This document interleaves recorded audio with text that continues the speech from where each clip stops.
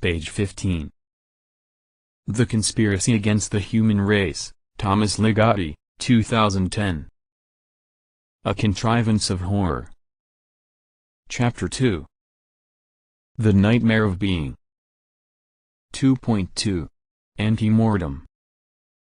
For thousands of years a debate has been going on in the shadowy background of human affairs. The issue to be resolved: what should we say about being alive? Overwhelmingly, people have said, being alive is all right.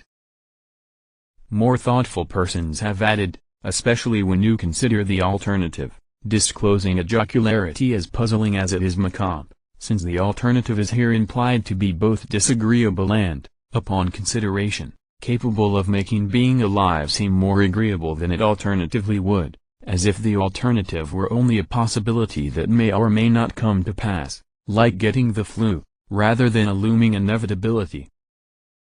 And yet this covertly portentous remark is perfectly well tolerated by anyone who says that being alive is all right. These individuals stand on one side of the debate. On the other side is an imperceptible minority of disputants. Their response to the question of what we should say about being alive will be neither positive nor equivocal. They may even fulminate about how objectionable it is to be alive, or spout off that to be alive is to inhabit a nightmare without hope of awakening to a natural world, to have our bodies embedded neck-deep in a quagmire of dread, to live as shut-ins in a house of horrors from which nobody gets out alive, and so on. Now, there are really no incisive answers as to why anyone thinks or feels one way and not another. The most we can say is that the first group of people is composed of optimists, although they may not think of themselves as such, while the contending group, that imperceptible minority, is composed of pessimists. The latter know who they are. But which group is in the right, of the existentially harrowed pessimists or the life-embracing optimists, will never be resolved. If the most contemplative individuals are sometimes dubious about the value of existence, they do not often publicize their doubts but align themselves with the optimist in the street, tacitly declaiming, in more erudite terms, being alive is all right. The butcher, the baker, and the crushing majority of philosophers all agree on one thing: human life is a good thing, and we should keep our species going for as long as we can. To tout the rival side of the issue is asking for grief. But some people seem born to bellyache that being alive is not all right. Should they vent this posture in philosophical or literary works, they may do so without anxiety that their efforts will have an excess of admirers. Notable among such efforts is The Last Messiah, 1933, an essay written by the Norwegian philosopher and man of letters Peter Wessel Zapf, 1899–1990. In this work, which to date has been twice translated into English, Zapf elucidated why he saw human existence as a tragedy. Note: The Last Messiah, Wisdom in the Open Air, The Norwegian Roots of Deep Ecology, 1993, ed. Peter Reed and David Rothenberg, translators Sigmund Kvloy with Peter Reed, Philosophy Now, Marca April 2004, translator Gislar Tangens. Regrettably, Zapf's philosophical masterwork, On the Tragic, 1941, has not appeared in any major language at the time of this writing.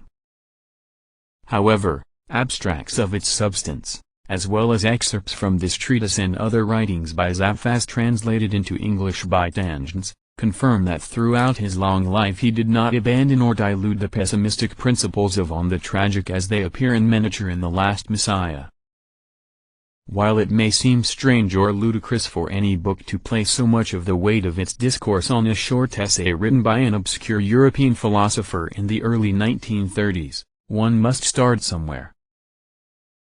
Before discussing Zapf's elucidation of human existence as tragedy, however, it may be useful to muse upon a few facts whose relevance will become manifest down the line. As some may know, there exist readers who treasure philosophical and literary works of a pessimistic, nihilistic, or defeatist nature as indispensable to their existence, hyperbolically speaking. Contrary by temperament, these persons are sorely aware that nothing indispensable to their existence, hyperbolically or literally speaking, must make its way into their lives, as if by natural birthright. They do not think anything indispensable to anyone's existence may be claimed as a natural birthright, since the birthrights we toss about are all lies fabricated to a purpose, as any student of humanity can verify. For those who have given thought to this matter, the only rights we may exercise are these: to seek the survival of our individual bodies, to create more bodies like our own, and to perish from corruption or mortal trauma. This is presuming that one has been brought to term and has made it to the age of being reproductively ready, neither being a natural birthright. Stringently considered, then, our only natural birthright is a right to die. No other right has ever been allocated to anyone except as a fabrication, whether in modern times or days past. 3 The divine right of kings may now be acknowledged as a fabrication, a falsified permit for prideful dementia and impulsive mayhem. The inalienable rights of certain people, on the other hand, seemingly remain current. Somehow we believe they are not fabrications because hallowed documents declare they are real.